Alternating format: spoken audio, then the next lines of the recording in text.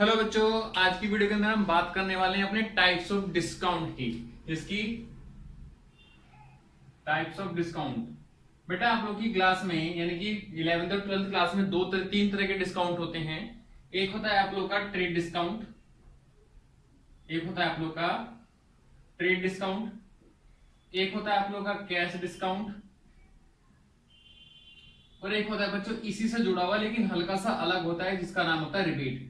Rebate का भी नाम हम जो है डिस्काउंट ही लिखते हैं लेकिन उसे थोड़ा सा अलग होता है डिस्काउंट से, इसलिए उसका नाम थोड़ा सा रिबेट है। ठीक है, सबसे पहले समझते हैं हम लोग कि ट्रेड डिस्काउंट कैश डिस्काउंट में क्या डिफरेंस होता है, क्योंकि हल्का सा पोर्शन कैसा बच्चों अलग है।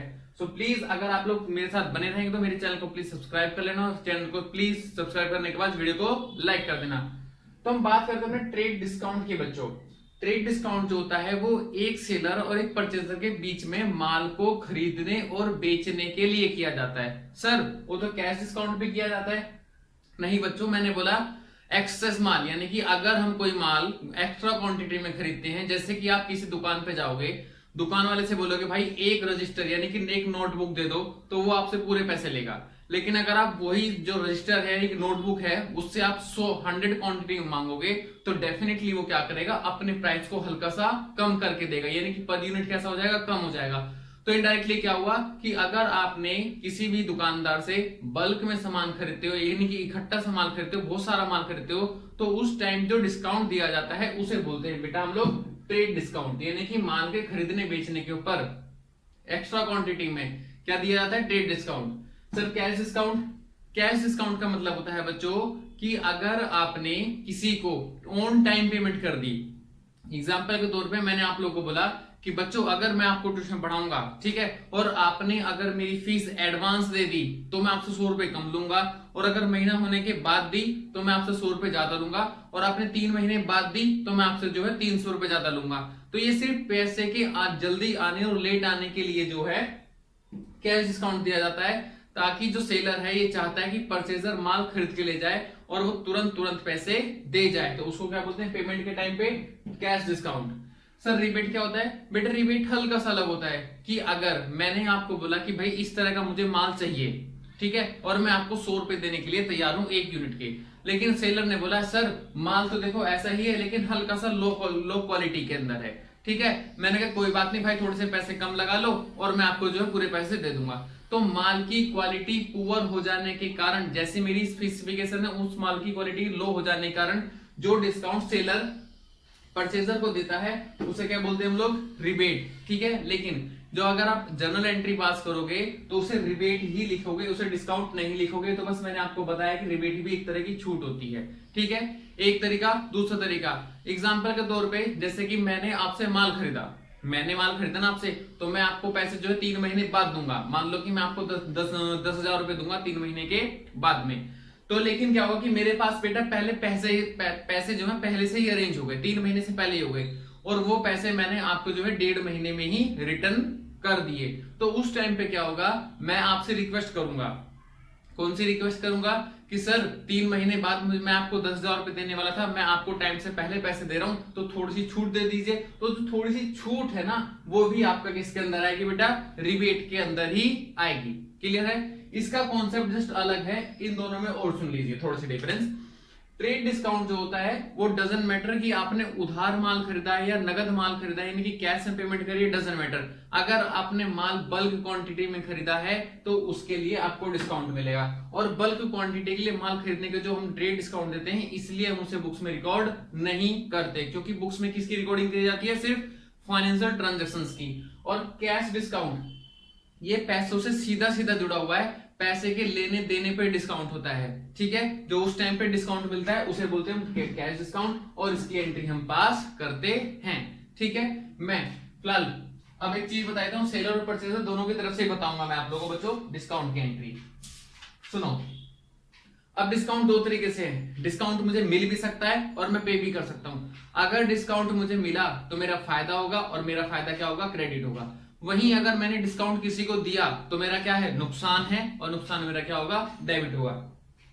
एग्जाम्पल के तौर पे मान लो कि एक कोई वैल्यू है, भाई मैंने माल खरीदा कितने रुपए का, 10,000 रुपए का।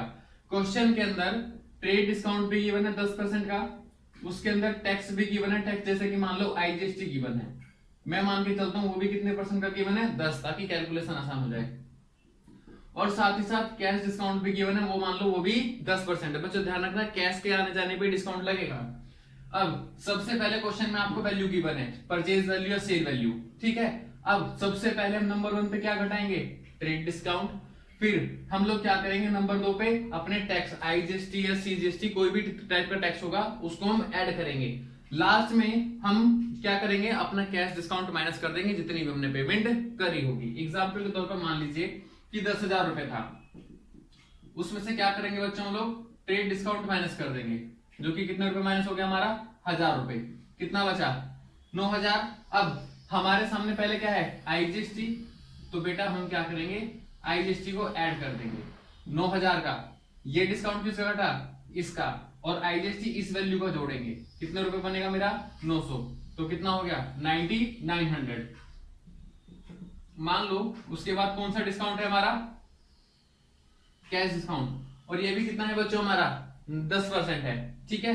तो इसी में से घटाएंगे तो कितना बचेगा आप लोग का 990 रुपए, तो 0 और जो है ये 10 में से 9 गया तो 1 बचा, और यहाँ पे 9 और 8, तो समथिंग बोल दो ये वैल्यू आ जाएगी। अब समझना सेलर और परचेजर दोनों के पॉइंट ऑफ व्यू से, अगर मैं परचेजर हूं, मैंने माल खरीदा है, तो देखो एंट्री कैसे पास करेंगे, मैंने माल परचेज किया तो एंट्री बनाऊंगा परचेज अकाउंट डेबिट, ठीक है। अब मैंने आपको बताया था ट्रेड डिस्काउंट की एंट्री हम पास नहीं करेंगे, यानी कि यहां से लेके यहां तक की एंट्री पास होगी। मैंने माल परचेज करा, अब मैंने माल परचेज 9,000 का किया, 1900 का किया या फिर 89 का किया, ठीक है। साफ है ये कैश डिस्काउंट, तो पेमेंट ये गई है, टैक्स इतना लगा है और माल मैंने इतने का खरीदा, तो 9,000 रुपए का मैंने माल खरीद लिया। ये मेरी कौन सी वैल्यू आ गई बेटा, परचेज वैल्यू। उसके ऊपर मैंने टैक्स भी पेमेंट करी है, मेरा टैक्स भी क्या है खर्चा है, तो वो भी मेरा क्या हो जाएगा डेबिट हो जाएगा, तो आईजीएसटी डेबिट। और टैक्स की अमाउंट कितनी है मेरी 900 रुपीज। 2 मेरी जेब से चला गया क्या कैश, और कैश का क्या होता है हमारा रियल में क्रेडिट व्हाट गोज आउट, यानी कि जो पैसा चला गया कैश, और कैश कितना गया मेरा 8910। और डिस्काउंट, अगर मैंने माल खरीदा है तो सामने वाले ने मुझे डिस्काउंट दिया होगा, तो मेरे लिए क्या है फायदा, और फायदा क्या होगा बच्चों मेरा क्रेडिट, यानी टू डिस्काउंट, और कितने रुपए का है 9900 रुपीज का। ये कुछ इस तरीके से एंट्री पास होगी, ये किसके लिए परचेजर की बुक में। वही बच्चों देखो सेलर ने क्या एंट्री पास करी होगी, सेलर के लिए एंट्री पास हुई होगी कि उसके पास पैसे आएंगे कैश अकाउंट डेबिट, ठीक है, और उसने डिस्काउंट दिया होगा तो उसके लिए क्या है खर्चा, तो उसके लिए डिस्काउंट अलाउड डेबिट। 2 डिस्काउंट के बाद उसने माल बेचा है सेल, और 2 आईजीएसटी क्योंकि उसकी ये लायबिलिटी है। कैश उसे कितना मिला होगा 8910, डिस्काउंट की अमाउंट आप लोगों ने कैलकुलेट करी हुई अलग से।